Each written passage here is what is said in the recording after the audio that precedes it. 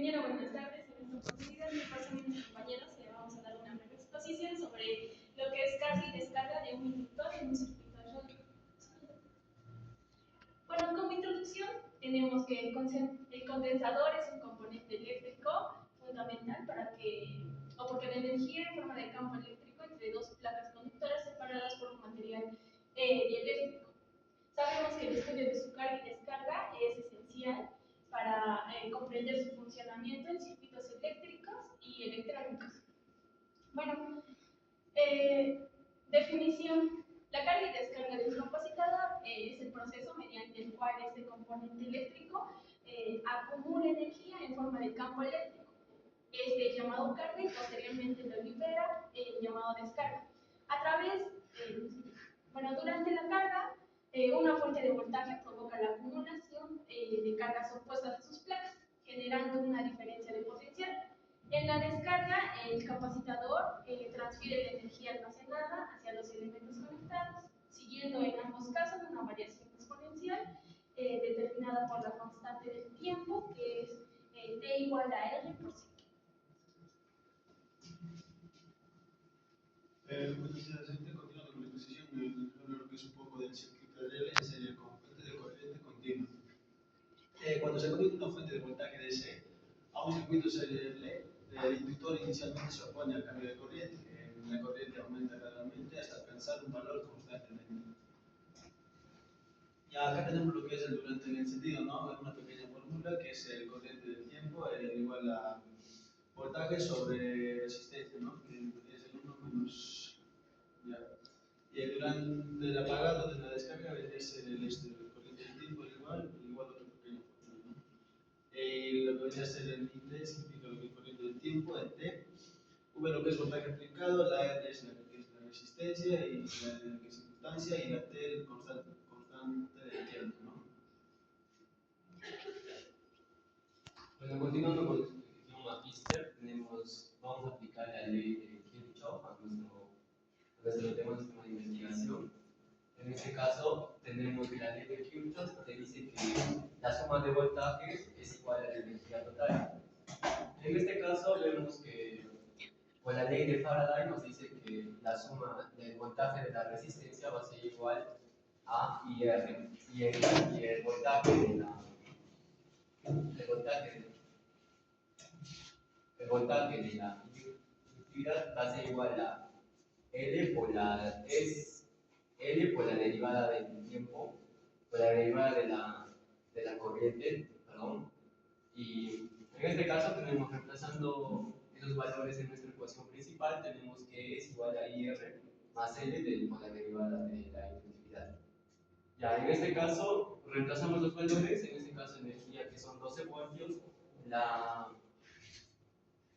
resistencia que es 100 por I que lo dejamos solo, más 1 por la derivada de la inductividad. Teniendo la derivada de la inductividad, tenemos la derivada de la inductividad más 100 por I igual a 12. Y en este caso, pasamos a dividir 100 y nos quedaría 0,12 y esta sería la ecuación final de la ley de Kirchhoff de nuestro sistema. Bueno, continuando, veamos que el circuito RC en la corriente alternada. Cuando se aplica la fuente de corriente alterna, el inductor genera una reacción inductiva. Como fórmula, tenemos que la reacción inductiva va a ser igual a 2 pi por la fuente de inducción. La impedancia del circuito RL en la serie va a ser que igual a la raíz de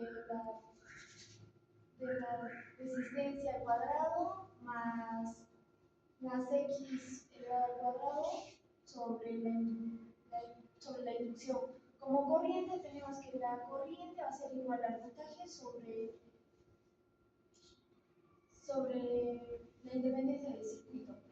En el ángulo de desfase va a ser igual a la tangente de pi igual a la independencia del circuito de inductivo sobre la resistencia.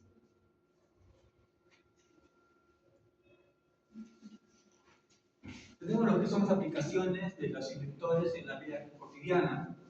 Los filtros de frecuencia. ¿Pero qué es los filtros de frecuencia? Son aquellos, el uso que le damos de inductores dentro de los parlantes, equipo de sonido, así evitando los picos más altos, ruidos, hasta los niveles más bajos. Sistemas de control de motores. Esto es más o menos, te puedo dar un ejemplo del hecho de un ventilador. Nunca he visto un ventilador que inicie rápido, inicia lento. Y este también, el inductor hace que este trabajo sea constante y lento. La bobina de inicio en automóviles. ¿Qué pasa? En esta bobina de inicio se genera, se almacena una cantidad de energía que impulsa el motor o lo prende. Sistemas de protección contra sobrecorrientes. Esto es muy importante, ya que sabemos que el inductor o bobina o transformador protegen los electrodomésticos en la casa. Si en caso no tuviéramos o no haríamos uso de la red eléctrica, no haría uso de las bobinas, los electrodomésticos tienen que quemarse constantemente. Transformadores de línea de transmisión. Esto es lo que se usa en las cables de alta tensión, unos cuadros grandes en los postes, lo que regula los picos más altos de energía. Así evita accidentes o quema, o que en una ciudad se pierda energía. Sistemas de encendido apagado lento y circuitos electrónicos. Lo que he mencionado antes, regula o estabiliza la energía para que no haya picos altos ni picos bajos. Así el equipo electrodoméstico no se quema.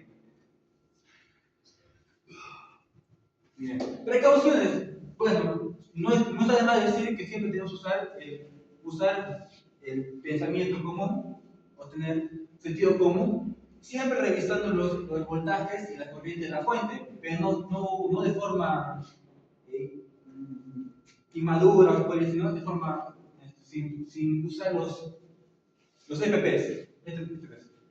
Uso del sistema con alto voltaje adecuado debe soportar la energía dispersada. En este caso, hay componentes en alto voltaje, en las altas tensiones, que regulan o disipan la energía. Evitar picos de corriente al encender bajo. Es cierto, no está de más recordar que siempre usan, bueno, lo que es Electrosur nos hace recordar que siempre tenemos que cuidar los electrodomésticos o aprender o apagar.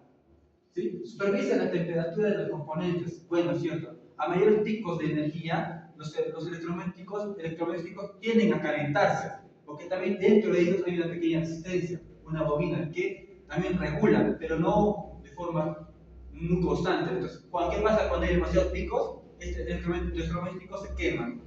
Tenemos instalen los fusibles de protección. Bueno, comúnmente es llamado termomagnéticos, son las palancas que en caso haya cortes se apagan automáticamente. Verifique las conexiones antes de encender. Eso es cierto. Si por ahí huele algo que está quemado, es probable que haya corte de cables. Y trabajo de superficies secas y aisladas. Bueno, usar guantes, cascos, botas de caucho para evitar que en caso si corte o un cable pegado en el suelo, evites quemarte o bueno, electrocutarte. Muchas gracias.